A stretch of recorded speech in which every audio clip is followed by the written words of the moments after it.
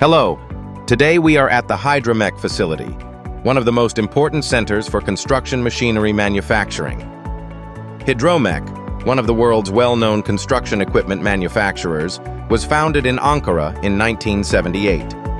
The company began its activities in the sector with the production of attachments for agricultural tractors. At the Hidromek construction machinery manufacturing plant, we implemented a comprehensive energy infrastructure solution tailored to the needs of the production areas. Within the scope of the project, busbar systems, cable trays, lighting luminaires, and panel solutions were commissioned with an integrated approach. Thanks to these solutions specially designed for the facility, the energy distribution and lighting infrastructure have become more efficient, organized, and sustainable.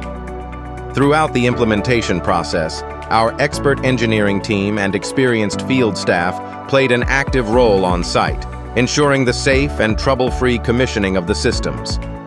Following commissioning, we continue to stand by Hidromek with our after-sales service support, ensuring the continuity and long-term performance of the systems.